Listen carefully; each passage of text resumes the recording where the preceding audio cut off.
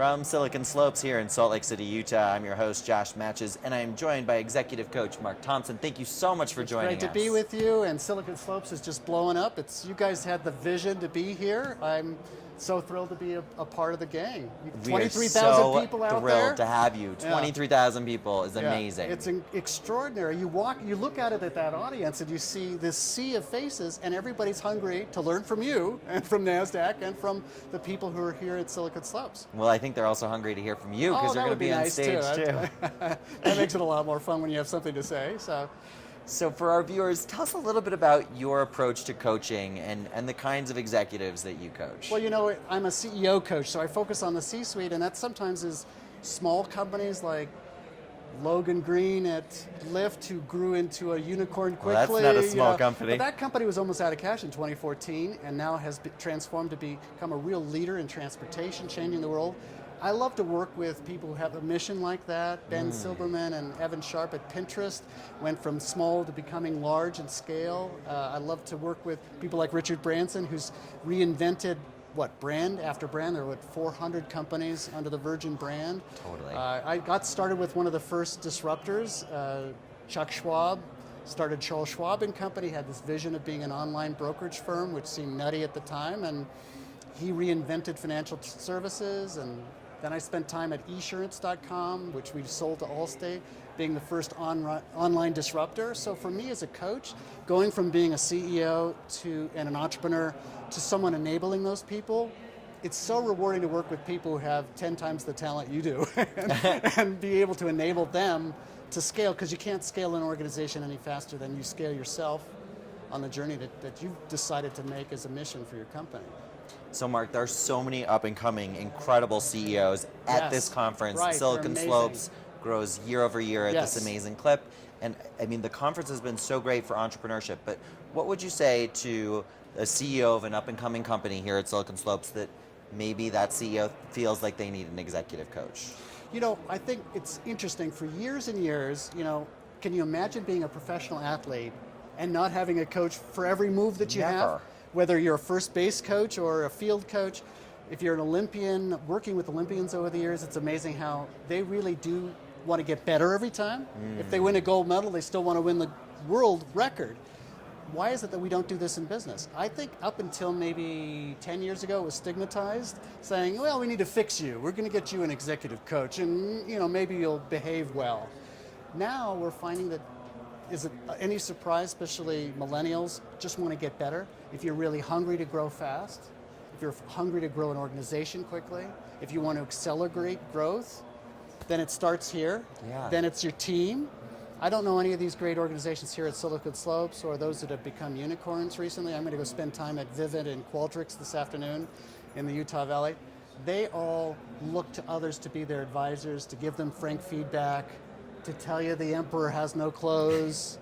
And it's also a lonely place to be an executive these days trying to scale something. You have this idea, and everybody's the Shark Tank.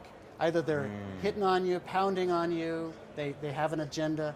You need somebody that you can look to as a sounding board, somebody that you can trust, who's going to keep those secrets that need to be kept. And so nowadays I find that people who are trying to scale something quickly or reinvent something, I have the Hewlett-Packard leaders here and Cisco leaders here, they're really wanting to take care of their own disruption before somebody runs them over. Getting some coaching around that is something that I found really rewarding to do. So Mark, you're always giving executives incredible advice. What's some advice that you've received that really helped shape who you are? I think the most important thing was something that I learned when I went on a little bit of a Napoleon Hill-esque journey, because meeting entrepreneurs and meeting people who have created epic changes, like you at Nasdaq and in the work that you do in digital media, you're meeting all these rock stars. What do they all know that seems to be elusive to the rest of us? And we heard a little bit of it. One of the people I love and honor is Aisha Evans, who just became CEO of Zoox. On stage, she said, the first thing you need to look for is not just to chase that next IPO. We need to be focused on what really matters to us, where we want to have lasting change. It's easy to be seduced by the cameras and the lights, and realize that what we're here to do is have impact. And then when we have impact, well, maybe the cameras and lights will come. Maybe if we're making a big difference in somebody else's lives, you might feel better about yourself. And so learning those lessons early on and being able to share that with other people, that life is about creating work and relationships that matter. Love that. So Mark, what's your morning routine like? I'm sure that you give recommendations of things that every executive should do in the morning. What's yours for kind of setting your intention for the day? Well, it's interesting.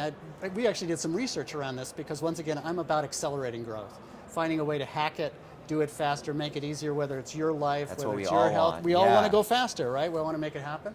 And so we did some research around this. So my routine ends up being thinking about, so how are we going to create that self-care of being healthy? What are we going to do that's going to give us energy today, that's going to fuel us for the rest of the day? And then just ask the question, what is my definition of success in this moment? What is my definition of success in this meeting? With this email, it holds me so much more accountable to flaming somebody when I have a visceral reaction to something that somebody sent me in a text. I'm thinking, what does success look like in this interaction? Where am I headed long term? If you kind of take the long road and a high road, you feel better throughout the entire day. So that's good personal hygiene, it's good business hygiene. I love that. Yeah, it's fun. Fun question. If you could have dinner with anybody, alive or dead, who would you have dinner with and why would you have dinner with them? I did actually have an opportunity to meet the person I'm going to mention, and it was just before he passed. It was at the turn of the century, and it was Nelson Mandela.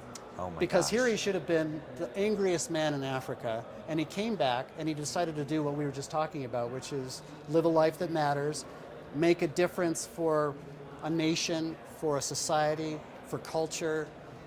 That is so, I feel like a slacker, right? We all feel so de minimis to the opportunities that when you meet people like those who are at Silicon Slopes, those with a larger mission like that, like a Nelson Mandela, it was so inspiring. And there was so much humility around being able to have impact and never be seduced by being angry or short-tempered, which is so hard to do. It's so hard. I know is. he has so many amazing lessons on Yes. humility and staying grounded. And Right, being angry is like taking poison, he says. Oh, and right. so that awareness that you have, that it's really about what am I going to produce, what am I going to create, it's all that anxiousness, let it go, and then go ahead and empower others. So that's the lesson. Well, Mark, thank you so much for joining us. Thank you, it's great and to be thank you with for you. coaching so many wonderful people on stage today, and Thank you. and many more to come. Thank you, looking forward to it. Thank you, Nasdaq. Thank you.